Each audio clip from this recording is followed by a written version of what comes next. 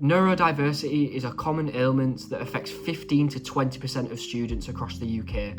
But what actually is it? Well, the word ailment is sort of outdated in today's climate because neurodiversity is the concept that neurological differences are natural variations of the human brain rather than disorders that need to be fixed. In fact, there are actually a lot of advantages that can come from neurodiversity, such as enhanced creativity, innovation, attention to detail, hyperfocus, and adaptability. For example, did you know that 29% of successful entrepreneurs meet the diagnostic criteria for ADHD, and that's people that account for just 5% of the population. However, of course, there are many challenges and downsides that come with neurodiversity, so this video is sort of here just to offer some advice, perspective, and discuss the support offered at the University of York. But first, a little background about myself. My name's Lucas. I'm a 22-year-old male student studying Business of the Creative Industries at the University of York.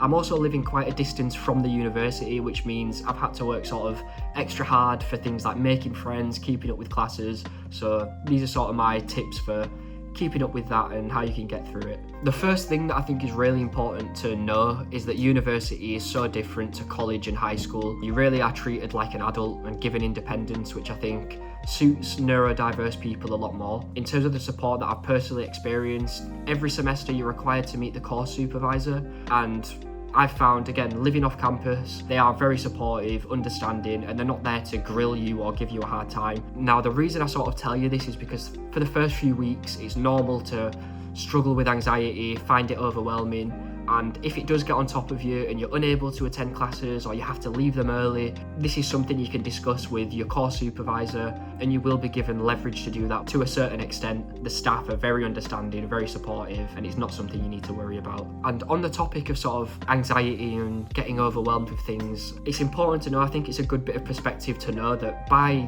age 19, 25% of all people have experienced at least one panic attack in their life. So basically every person at the university will have experienced that or have close friends that have experienced that. So it's not something where you need to worry about being ostracized or how you might come across to your classmates. It's very normal, very common. Everyone's seen it, everyone understands what it is, and it's just not a big deal. The other forms of support that are available at the university, there's mental health practitioners, student wellbeing officers, and while I've not used these myself, I'm sure they're very helpful and good because every experience I've had with members of staff at the university has been high quality, so it's definitely something that can be utilised if needed. But speaking of the differences between university and high school or college, one of the main differences is that you're not cooped up into a classroom for 6 hours a day. Obviously, it's different for certain courses, but for neurodiverse individuals, I'm sure that'll come as a big relief because a lot of you don't learn most optimally in that way, and university is very different. So moving on, I'd like to talk about something that a lot of people worry about when starting university, not just neurodiverse individuals, but that is making friends. And this kind of links back to what I discussed earlier about how different university is to high school and college, because making friends at university is so much easier. In high school and college, people often have set friend groups. There's a kind of popularity hierarchy, and in university, it couldn't be more different. I mean, living off campus, it's something I worried about a lot, and I was pleasantly surprised by how easy it was. Seminars are a good way to make friends. The core of it is very much speak to the people around you about X, Y, and Z. So you end up just talking to the people around you, and then naturally the conversation might change onto other things, and it kind of skips the need for that forced introductory, like, oh, hi, I'm Lucas, blah, blah, blah. It's sort of, you're talking about the work, you get talking about other things, and then naturally you just become friends, walk home together or whatever, and just a really easy way to make new friends. And I know it sounds really cliche, but everyone there is in the same position as you, and they're all looking to interact with new people and make new friends. For my course in particular, and probably most courses, there's a lot of group projects, which again, before you go to university, might seem quite scary or nerve-wracking, but once you're there and you realise everyone's in the same boat as you, it's not that bad at all. And actually, it's become now for me something I actually look forward to. Outside of the curriculum, there's lots of societies and activities that you can engage with. There's football, boxing, netball, gaming, or to be honest, anything you can imagine, there's probably a society for it. Now, finally, I'm going to talk about courses themselves, whether that's choosing a course or ways to manage and get through the course that you've chosen once you're already at university. So starting off, we'll talk about choosing the right course for you. I think it's really, really important. Choose something that you feel passionate about. As a mature student, I've sort of got more perspective where most of my friends have finished university already, and I've kind of seen the direction that they've gone in.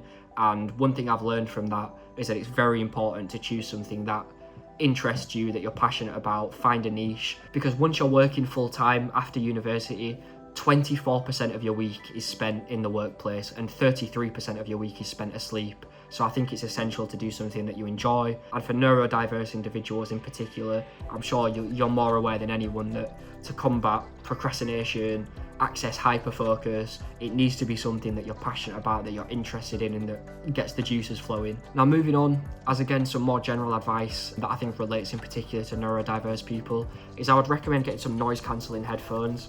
I use these Sony ones I'll put on screen because they're really, really good. You can't hear anything outside of them, and it just makes commuting and studying on campus more enjoyable. And speaking of the sort of noise cancellation theme, earplugs, highly recommend. I don't live in student accommodation or halls, but I think it's probably particularly important for those people because you don't know what your neighbours are going to be like. You know, it's a group of 18, 19-year-olds living together. It's probably going to be noisy on nights and difficult if you have a 9 a.m. lecture the next day. So if you do want to get some good sleep, I recommend earplugs, and particularly the wax ones.